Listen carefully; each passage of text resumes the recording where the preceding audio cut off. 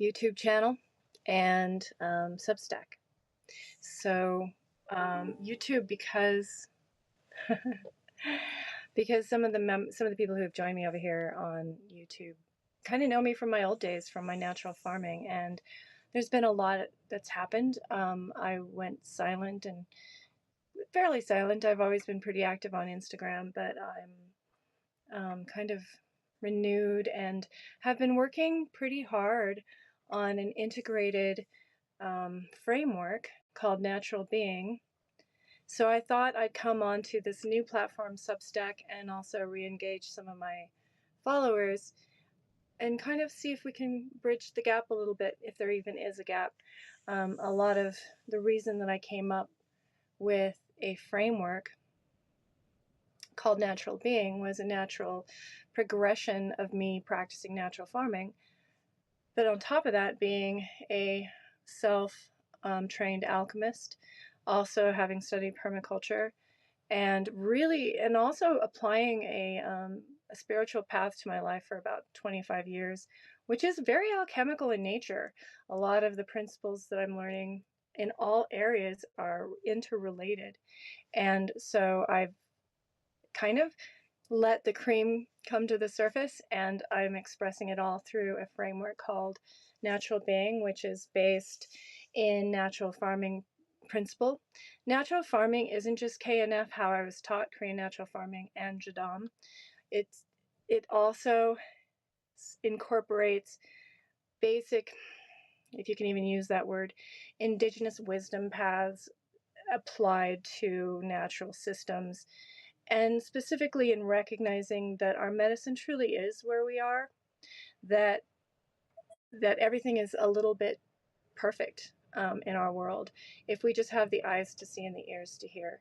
So as an example of what I mean very specifically to natural farming is that while I was building soil and applying permaculture principles in my garden in Colorado, I was noticing that introducing diversity of microorganisms was bringing and attracting a lot of different kind of plants, and one of them was a wild lettuce, which I at first just assumed was a weed, and then started listening to the plant and sort of following my intuition and my natural curiosity.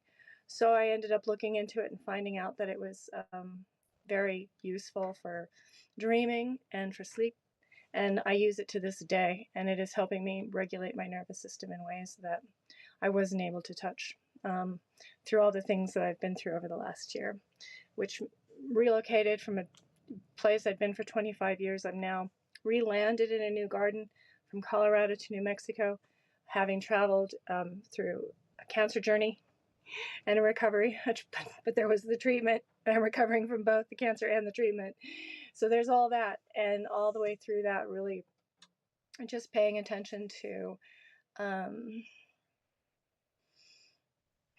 to my deepest passion and how I wanted to be received in the world and how I wanted to act in the world, and also learning from the feedback loops from what I would normally have called a failure at some point in my life. But really, it was more like a way to kind of test things out and to see what actually lives and what actually sustains through everything and what actually evolves in place and time, what creates diversity, what adds to the ecosystem. And those things just happen to be my allegiance and my alliance with natural law, with an intuitive sensing, with regulating my nervous system through plant medicines, and really paying attention to my natural innate ability to understand and hear truth, the truth of what a plant speaks, the truth of what my body speaks, the truth of relationship with one another. And so yeah, so this me coming on is kind of like, today I'm getting prepared to do some gardening. I've landed in a new spot, a beautiful garden in Abiquiu, New Mexico, that's on a traditional acequia, which is like a ditch system that takes water from the Chama and distributes it through fields and gardens, and then kind of returns what's not used back to the Chama. It's really a gorgeous method. So I'm getting ready for that, and I'm going to apply natural farming to most of the crop, but I'm going to keep, um, I'm going to do side by side. So I'm going to do one smaller plot of each of the two crops I'm growing. I'm growing 6 varieties of chili and one status. It's a flower, it's a dried flower. It's really beautiful. It's a paper thin, it dries well, but you can really see it responding to its environment through its color and its structure. So um, so I'm going to be applying natural farming methods, and I want to get the seeds in the ground. So one of the things we have to do is a seed soak solution. It's a natural farming modality. I will be teaching courses. I think I'm going to build a community on Mighty Networks. So if you feel yeah, thanks for asking. Oh, I'm so glad you're here. That's great. I think we should get together sometime and talk. I'm here with, is it Ayana Madrone?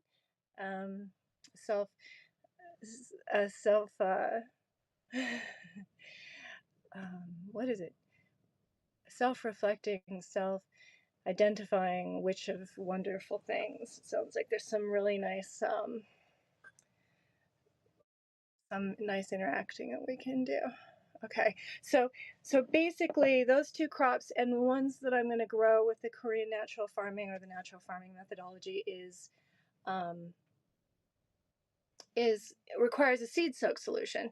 So this particular recipe calls for lacto-acid bacillus, which is a facultative anaerobic bacteria that can be cultured in milk. I just happen to have a really beautiful herd of goats, and so I have milk from them that's not been pasteurized. They've been grazing on the pasture here. So it's definitely indigenous to place. And then but you get it started by attracting the wild strata of lactic acid bacteria in your environment to a solution of things they love, which happens to be carbohydrates. So this is a rice wash, and you add this 1 to 10 to the milk, and then it'll separate into whey and curd. And that whey is basically your lacto-acid bacillus serum that contains a full range and diversity of your local indigenous microorganisms. It's fabulous. So, but we've always been doing it with rice, but I'm actually doing side by sides to see. I'm doing one with corn that was grown here and left on the plant over the winter, and then I'm doing another one with broom corn. So we're going to see if there's any difference in the lacto-acid serums that each one of these produces. And oh, that's amazing. Okay.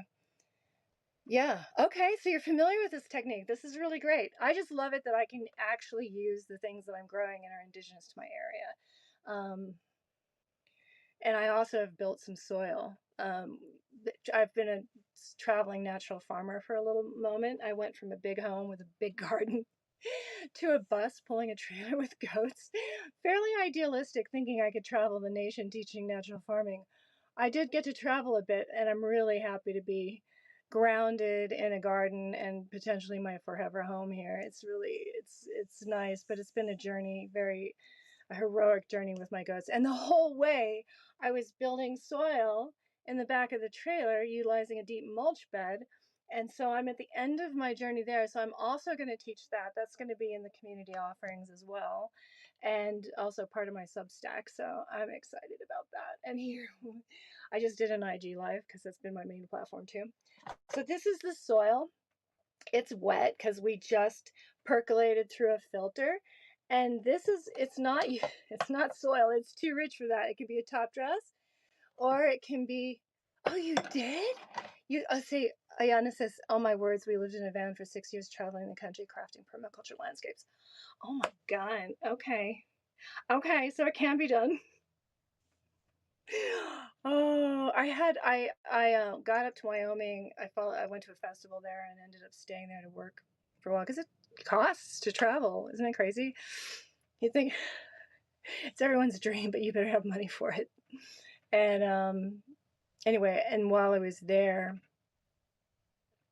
I found out that I had cancer. I had anal cancer. I had this huge tumor, and like literally, I was like, "No, I'm not going to touch chemo or radiation." She's like, "You want to be dead in a year?" And I was like, "No." So I came back to Colorado, and I was diagnosed like the day after Christmas, like 2 Christmases ago. So I'm what 10 months, 11 months outside of treatment right now. And so healing definitely, but more on fire than ever to just teach what I know about this miraculous thing that is going to allow us to regenerate the earth in a very short while if we just put our attention on it. And really become, just really steward the gardener that's inside of us, right? Whether we're gardening social systems or we're gardening relationships here on Substack or otherwise, like, you know. Oh, you do? Oh, we're in Colorado. So here's the tea that was made from that soil. Ridiculous, right? And I had added, once I got it out of the trailer, I let it sit over the winter and added bokashi that is using the natural farming tech too. So biochar that I made and inoculated with, Carbondale. Nice. Nice. Where are you at? Ariana, where are you living?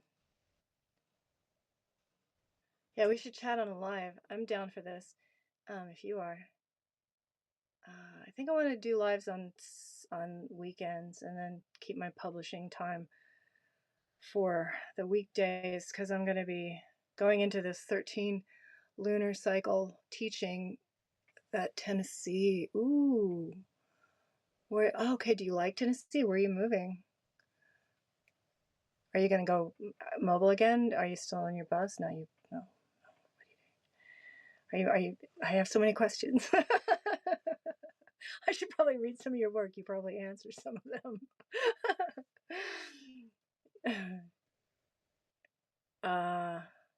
Oh, I'm just learning about my particular makeup. Oh my God. Yeah, not only did my house fall apart, my ownership fell apart, my everything fell apart, including my family or dynamics. I mean, TMI maybe, but like it's happening to so many people. I went into counseling as well, and I ended up getting biofeedback, which has just definitely changed my world in so many ways. It's helped me deal with my spectruminess and also ADHD severely and bipolar and all this other good crappy stuff that they diagnose you with. It doesn't really mean anything, except that it did give me a nice lens to be able to like understand and distance myself from what I was experiencing at the moment and be able to make choices that I hadn't been able to make before. In some ways, transitioning from being a reactive person to one that is more capable of actually listening and interacting. So I've grown as a human in the last year. And what it also brought me was an odd clarity to my own brand of genius, right? I mean, like we're all genius in a way, but like my own passionate, like it gave me focus. And so I was able to start articulating this framework really well. We will get along, just fine. The body desires to be well, but it will speak loudly when we ignore it. I've learned that the hard way as well. I didn't even know what regulating the nervous system was until recovery. Because being radiated so extremely really messed up my nervous system. Like I was, oh my God, neuralgia, just constantly, no sleep, like really sensitive, more sensitive than normal. So I'm having to rewrite the book of self-care for myself. I just love that we've run into each other. I find Substack just miraculous in the way it brings people together. I mean, I don't know, these social media platforms and how they separate us all. It's fun to find a tribe. Yeah, teach and write books. Yeah. So during my recovery, I ended up writing a science fiction time travel book. It was so fun. I was like, definitely cultivated a habit of writing. Definitely just gave myself permission to just speak without filter and without intention, really, just like to see. So to see what I could do, and I really love it. I don't even know how to start working with that book, but it's a finished little gem that I have kind of tucked away in the background. Yeah, I just started on Substack recently too, and your platform was TikTok, huh? Mine was IG. I couldn't handle Facebook. Just too much. Even the energy of getting on there, I'm just like, oh, I want to do something that nobody will like. Made me crazy. TikTok, I don't know. TikTok, I couldn't figure it out. Good for you. I'll look for you over there. A similar series, Cosmic Chaos. Nice. Well, it has been a pleasure having you here and actually interacting with somebody on Substack. I think that's because sometimes on IG I'll go live and I'll just be rambling on and I'll be like, God, I feel like I'm in a bubble and not really having a conversation. But somehow, even just what's going on so far with Substack, energetically, it just feels healthier and more like an actual conversation you're trying to have with people. So that's been uplifting and supportive. But yeah, so I guess my call to action is, if you want to be a part of a community that's speaking about nothing but growing plants, then, well, subscribe to my Substack for sure, because I'll be making announcements through there. But also, yeah, do that. Or just drop it in the DM on YouTube or whatever, and just let me know that you want to be part of the class or part of the community, and we'll see how it goes. I'm doing a basic KNF for sure. I'm going to be teaching in a different way. I'm using, and I don't know, are you familiar with this, Ayana? This concept that plants are like a female, and that the growth of a plant goes through the same cycle as a pregnant woman. Yeah, we can grow together. That's exciting. So a plant starts out, baby, then adolescent and teenage, and then there's a kind of a pre transition period where the plant is getting ready to be pregnant with fruit, and it'll do this interesting pause, and it'll need different applications at that point. And so teaching how to watch the nutrient cycle in the plants that you're growing and learn how to apply and why you're applying the applications, rather than being given a menu. Of course there are menus, but knowing why you're applying, when you're applying, and then doing side by sides really lets you see what the effect of your actions are. And it's a joyous experience to understand that you are we as humans are gardeners of planet Eden, Earth. Getting back to the garden is learning how we are part of nature, and that she doesn't just provide for us, but she thrives by our interactions. She thrives by our attentions. That's why there's a principle in natural farming that says a gardener walks her garden every day. No, I have not studied biodynamics, but because of my alchemy and because of the natural farming and understanding the two together, it gave me a window into biodynamics, and that I'm like, oh, it's not a mystery. I understand why they're burying, manure in the horn and burying it this way or this. I want to read Rudolf Steiner, like, at the source. I want to just study before I go into anybody teaching biodynamics. I actually want to start reading his work and come at it from that direction, because I think I intuitively sense enough about why things are happening and why they're doing things the way they are, so it's not as much of a myth as and the other thing I've been studying is have you been looking into paramagnetics at all? There's a book, Calhoun. Who is it that writes that book? Oh man, you got to know about this. Do you know about it? Oh, right. Paramagnetic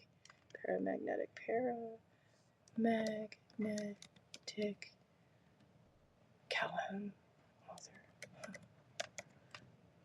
Oh, it, it was like the next level for me, even past like natural farming. In fact, I'm doing this garden this year. I wonder if I stopped recording on YouTube. Okay, so the book is called Paramagnetism: Rediscovering Nature's Secret Force of Growth. It's authored by Philip S. Callahan, Callahan.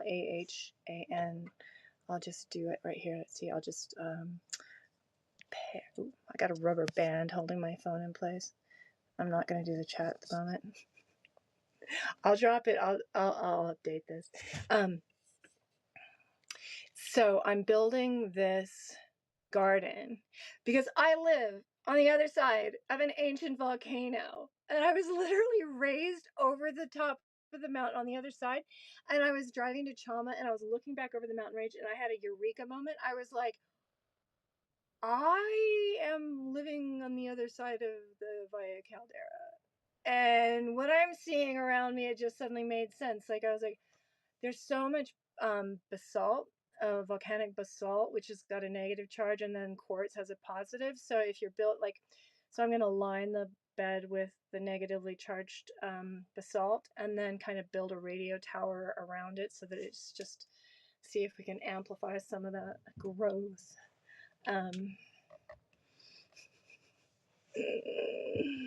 Because all of the materials are here for that to happen.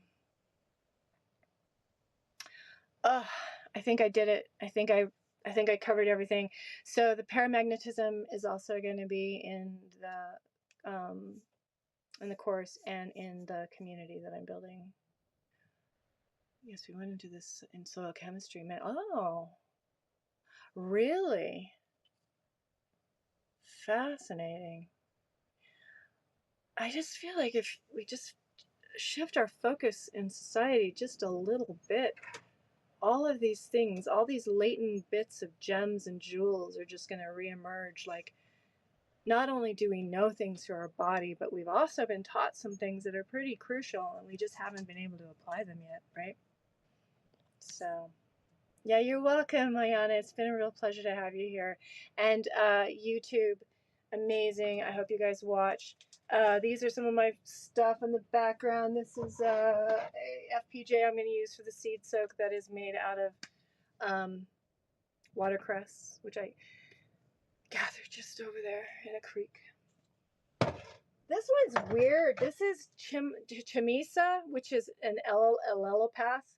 So it shuns other growing things, but it had such a growth spurt that I wanted to harvest it for its growth hormones. And I'm kind of going to want to do a side-by-side to see if the allelopathic qualities come through and inhibit growth, or if the growth hormones come through and support growth. I don't know the answer. Do you know the answer? Does anyone know the answer? I also harvested a little bit of willow for my initial seed soak, because some of these seeds, well, yeah, because this does support plant growth. All right, I think I did it. Talk soon. Love y'all.